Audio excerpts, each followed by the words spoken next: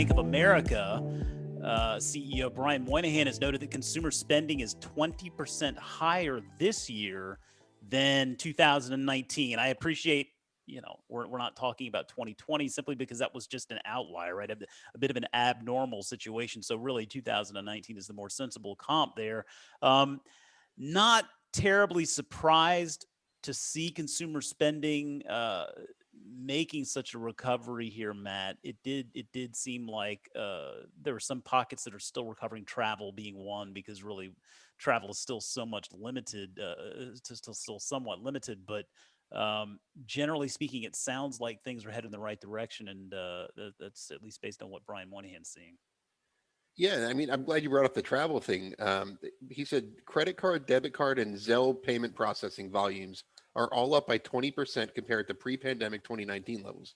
That's after factoring in that travel spend is still 15% lower than it was in, last year. Yeah. Like, people aren't spending money on travel as much. I mean, they're starting to now. Um, and a lot of this gets just kind of passed off as, oh, people are spending their stimulus checks. This isn't going to last. But I don't buy that. No. I mean, I took my kids to Disney World a couple months ago. It wasn't because we got a stimulus check. It was because we wanted to get out and we were eager to go do things. Yeah.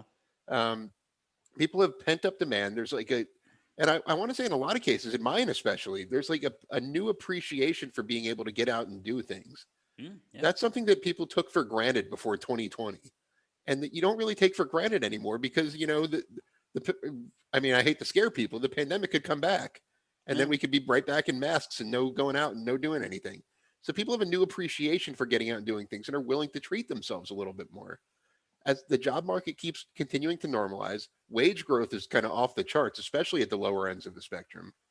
You see all these, retailers and restaurants have to really compete with each other now for employees. Yeah. So you're seeing a lot of wage growth, especially at that end of the industry, and it's going to lead to kind of a sustained rise in spending, in my opinion, which could be great for the banking sector. I mean, I know we're the financial sector, and I'm on the show because I like investing in banks. But having said that, I mean, banks make their money primarily by lending money, and higher spending means more loan demand. People aren't, like you said, these are credit card, debit, and Zelle payment volumes. Credit card was the first one he mentioned. Yeah. People are borrowing money to do a lot of this stuff. Not necessarily at an unhealthy level, because we also saw savings rates were off the charts in 2020. But Yeah. this also leads to increasing loan demand, which is great for banks.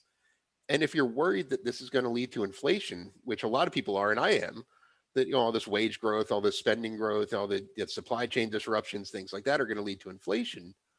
That's good for banks to an extent. Inflation means higher interest rates, which means higher interest margins for banks, and especially Bank of America.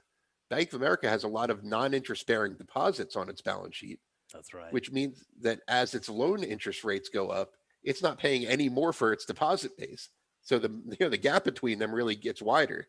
I like Wells Fargo here as a big beneficiary, but their asset cap is still in place, so they really can't make as many loans as they probably would like to. Who I knows how was much longer that'll be in there for? But I was going to um, ask you about Wells Fargo. I mean, they've been having one heck of a year. I mean, obviously that was your call at the beginning of the year for financials stock for folks to keep their eyes on.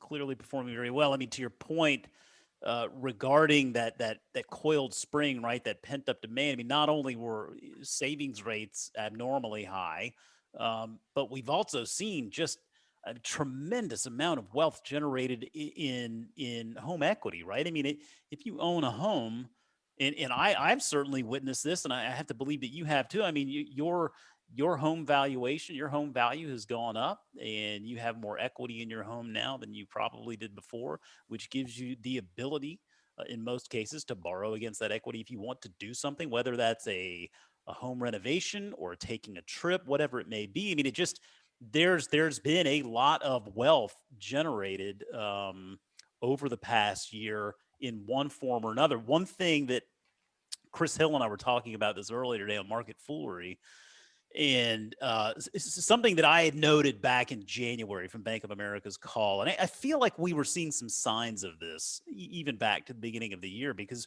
we heard management on the call. They're talking about velocity of money, And I don't know if people know that's actually a real term. I don't know that they ever really think about it. I mean, velocity of money ultimately just being the rate at which consumers and businesses are collectively spending money in an economy, right? I mean, that's the rate that money is moving around. And I mean, you could see that the velocity of money over the past year, 2020, at the very beginning of 2020, the velocity of money, that metric, it fell off a cliff.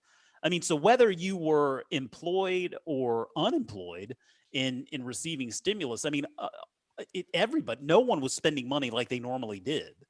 And so it has led to, like you said, that coiled spring where there was just so much pent up demand, and across the spectrum, everybody had a everybody had a little money to spend, and it's really starting to play out now. It's fascinating to watch. Yeah, I mean, there, like you said, there was just nothing to spend money on. There were times in mid 2020 where I would have paid an extra $1,000 for a hotel room just to be able to go, just to be able to go somewhere. Yeah, I'm sure a lot of people felt that way.